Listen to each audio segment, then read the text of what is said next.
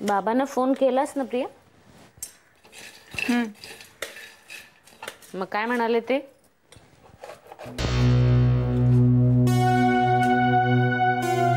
काय ग, काय म्हणाले ते? माहित नाही मला. अगं माहित नाही म्हणजे काय? बोललीस ना तू त्यांच्याशी? त्यांची फाईल राहिली महत्वाची म्हणून फोन कर म्हटलं होतं मी तुला. तो फोन केलायस ना प्रिया? नाही केलाय मी काही फोन वगैरे. फोन केलाच नाहीस तू का? नव्हता ग माझा मूड. मूड? हे कसले मूड तुमचे? म्हणजे आम्ही आमची कामं तुमचे मूड बघून सांगायची का तुम्हाला? अगं हे काय करतेस प्रिया? सालं सोलून बटाटे चिर म्हणून सांगितलं ना तुला, तसेच काय चिरतेस तू? तुला काम करायचं नसेल ना तर नाही म्हणून सांग. माझ्यासाठी दुप्पट कामं करून ठेवू नकोस. काय झालंय काय? घरातल्या कामात अजिबात लक्ष द्यायचं नाही असं ठरवलंयस का तू? जा जा जा तू, मी करते काम ही सगळी. जा आपण जाऊन झोपा, नाहीतर फोनवर बोलत बसा. मी बघते काय करायचं ते.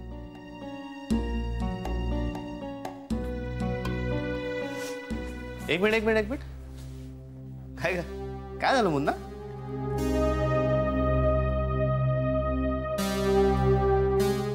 कांद्यांसारखं बटाटे चिरताना सुद्धा डोळ्यात पाणी येतं. नवीन शोध लागला. बघू जरा बघू. मुन्ना,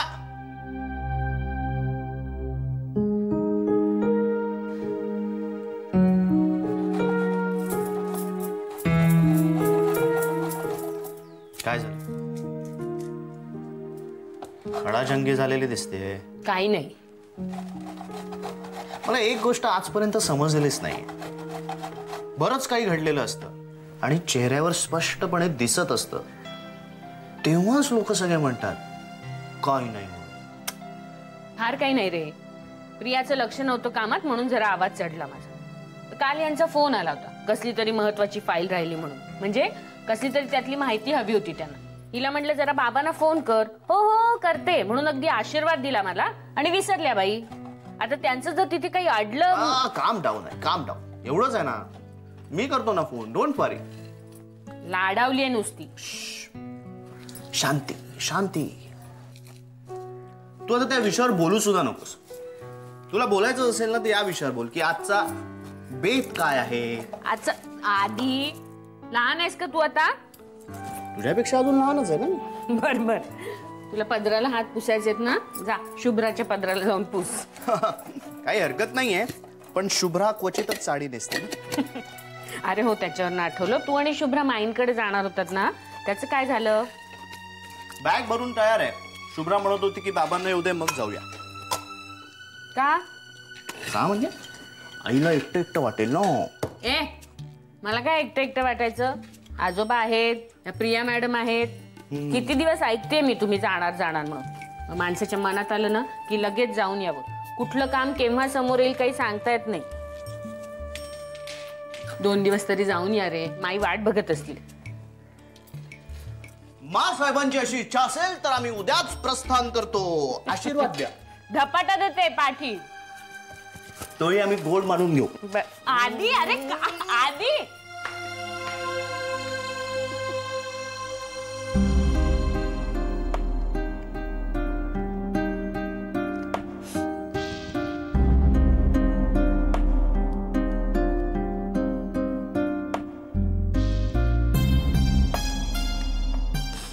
प्रिया, तुझ्या डोळ्यात टचकन आलेलं हे पाणी रागाचं नक्कीच नाहीये. आनंदाचं आहे, आतुरतेचं आहे. कसलाही का असेनात, पण तुझ्या डोळ्यात मला अजूनही तीच ओढ दिसते प्रिया, जी 4 महिन्यांपूर्वी होती, 4 दिवसांपूर्वी होती.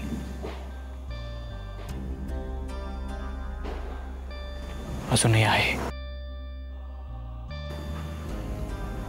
बापरे, अजूनही केवढे प्रश्न आहेत त्या डोळ्यात. आहेतच. मिळतील प्रिया, तुझ्या सगळ्या प्रश्नांची उत्तर मिळतील. जाताना तुला भेटून जायचं होतं प्रिया. सगळं काही सांगायचं होतं. पण परिस्थिती तशी होती की काही सांगू नाही शकलो. आणि मग आपल्यात दुरावा निर्माण झाला. तो दुरावा परिस्थितीने इतका काळ लांबवला हे आत्ता कळतंय मला. दुरावा ही परिस्थितीनेच निर्माण केला. आणि माझ्या सगळ्याच प्रश्नांची उत्तर मला आत्ता नकोय. कारण जर प्रश्नच संपले तर उत्तर मागण्याची मला पुन्हा संधी कशी मिळेल? मला असं वाटतं आपण रोज भेटायला हवं, नाही का?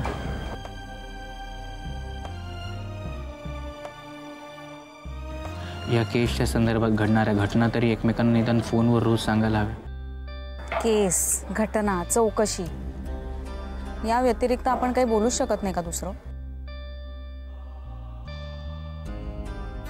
आपण हो, आपण. अच्छा, म्हणजे मला इथे बोलवून घेण्याचं कारण काढावं लागलं. केस, गुन्हे, चौकशी या सगळ्या गोष्टी आयुष्य असतील इन्स्पेक्टर विक्रांत भोसलेंसाठी. पण कधीतरी फक्त विक्रांत म्हणून चौकशी केली, जरा बोललात तर तो गुन्हा नाहीये.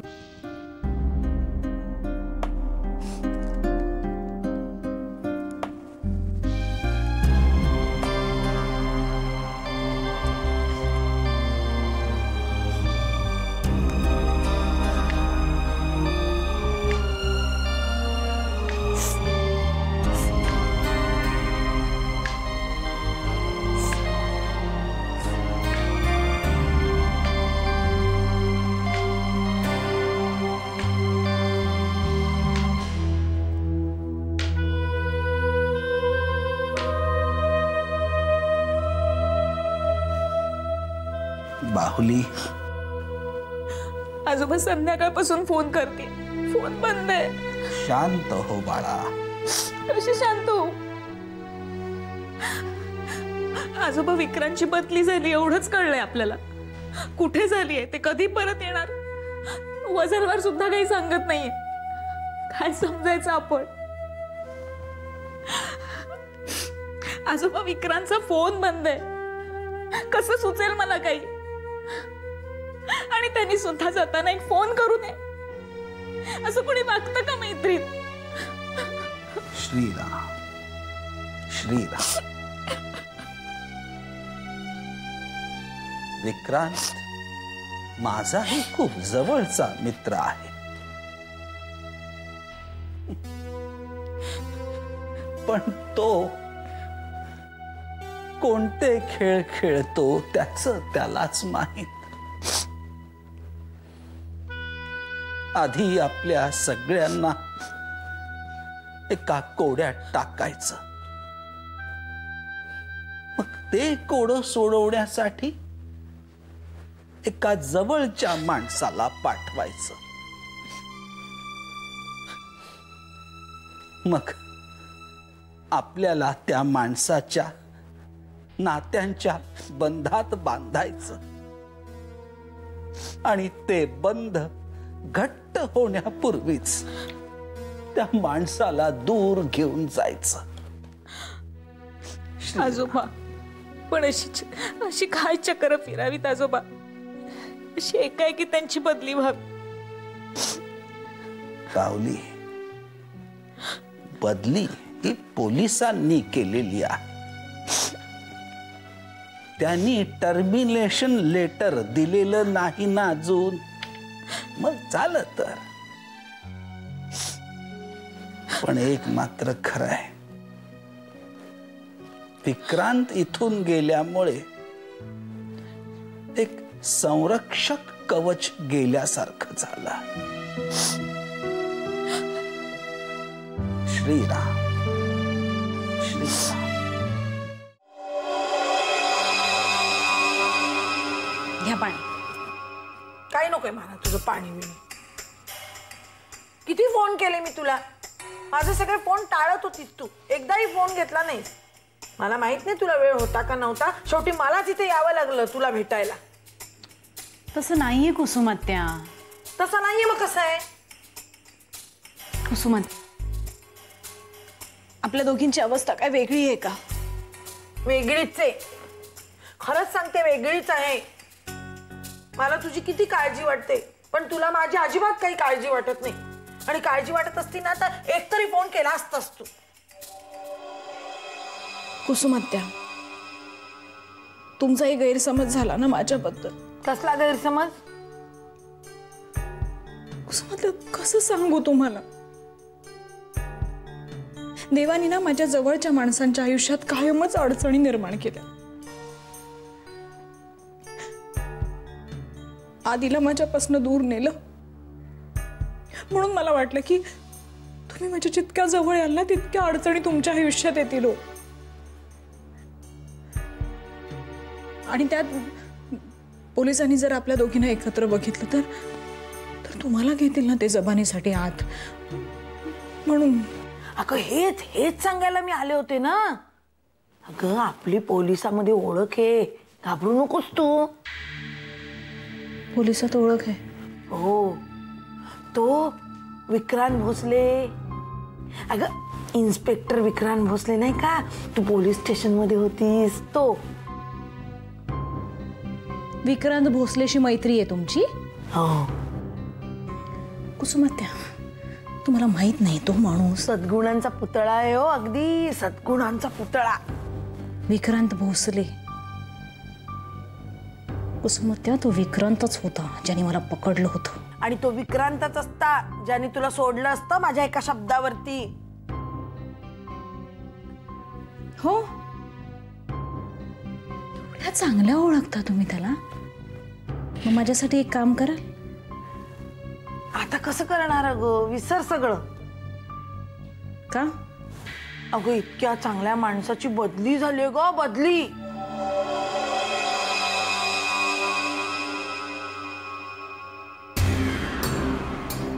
काय? बघ ना गो, का केलं, कुणी केलं, तो परत केव्हा येणार हे काही माहिती नाहीये कोणाला. काय सांगताय काय तुम्ही कुसुमात्या? हो अगं, काहीच सुचत नाही अगं. मला सुद्धा काहीच सुचत नाही हो कुसुमात्या. चांगल्या माणसांच्या बाबतीतच असं का होतं ना? माझा अजून विश्वासच बसत नाही हो ह्याच्यावर. कुठे असेल ग तो, काय करत असेल? मला ना सुलेखा त्याला शोधून काढायचा आहे. काय करावं ग? हा, त्याचा फोन सुद्धा लागत नाहीये, काही कॉन्टॅक्ट होत नाहीये. काही बरं वाईट तर नसेल ना झालं? तुम्ही नका काळजी करू कुसुमात्या, मी तुम्हाला मदत करीन ना त्याला शोधायला. कुणाशीच कॉन्टॅक्ट होत नाहीये ना आता, तर शोधायलाच हवं त्याला. तुम्ही काळजी करू नका. माझ्याशी बोललात ना, आता निश्चिंत राहा. अगो बाई, अगं मी ज्याच्यासाठी आले होते ते विचारायचंच विसरून गेले. अगं ममा कशा आहेत? हा नाही, मध्यंतरी त्यांना हॉस्पिटलमध्ये नेलं होतं ना, आता कशा आहेत त्या? बऱ्या आहेत? बरी आहे, आज झोपली. हो, उठव तिला. नाही नाही नाही, नको नको, झोपू दे झोपू दे. अगं नाही, मी इथून अशी जात होते ना, अशी सहजच म्हटलं जाता जाता चौकशी करावी, आहेत ना, म्हणजे बऱ्या आहेत ना, म्हणून म्हटलं चौकशी करावी जरा. बरी आहे, तिच्यासाठीच औषध आणायला जात होते. आपण एकत्रच जाऊया का? नको नको, काय कर ते, मी आधी जाते, तू नंतर ये मागून. का? नाही नको अगं, पोलिसांनी जर का आपल्या दोघींना एकत्र बघितलं ना तर ते मला पकडतील. त्यातून विक्रांतची बदली झाली, तो असता तरी मी आले असते तुझ्या बरोबर. किती गुणी मुलगा ग बाई. चल येते ग, हा येते मी.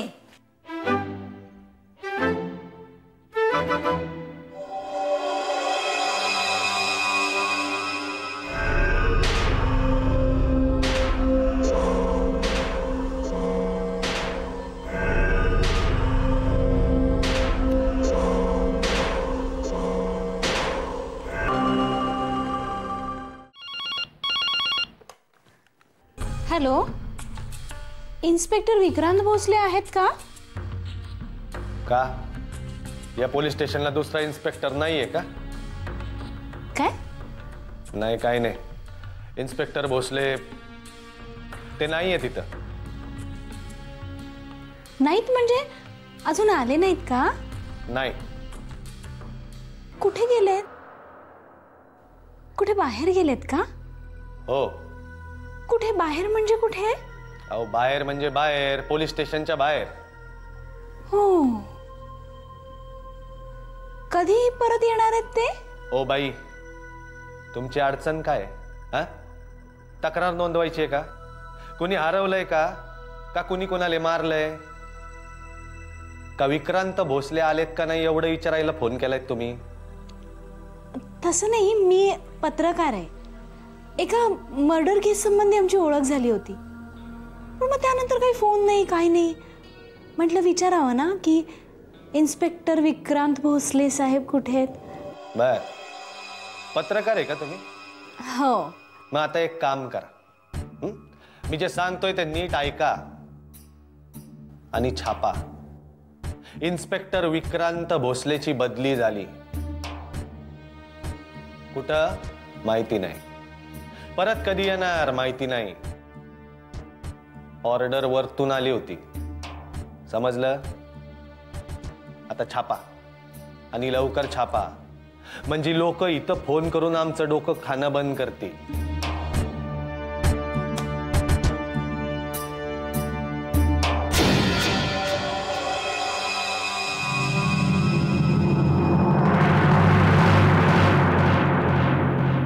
श्री राम जय राम जय जय, श्री राम जय राम जय जय, श्री राम जय राम जय जय, श्री राम जय राम जय जय.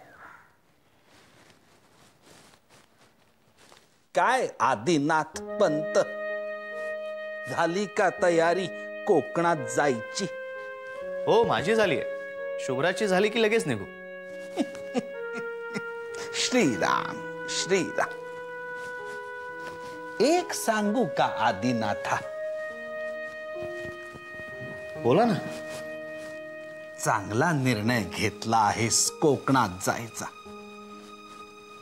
आता मोकळ्या मनाने जा, निश्चिंत होऊन जा. इथल्या चिंता डोक्यात घेऊन जाऊ नकोस. आणखीन एक, नुसतं शरीरानेच नव्हे तर मनाने देखील शुभ्रा बरोबर राहा. काय रे, काय झालं? तसं झालं असतं तर किती बरं झालं असतं आजोबा. का नाही होणार? मनाने ठरवलं ना की सगळं होतं. बरोबर आहे ना, पण इथे ठरवणारा मी नाहीये ना. म्हणजे ठरवणारे ते आहेत, पोलीस.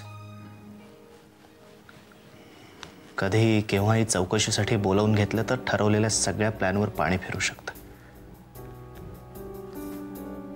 नाही, आता तसं होणार नाही. खूप आशादायी विचार आहेत तुमचे आजोबा, पण विक्रांत भोसले तसा नाहीये.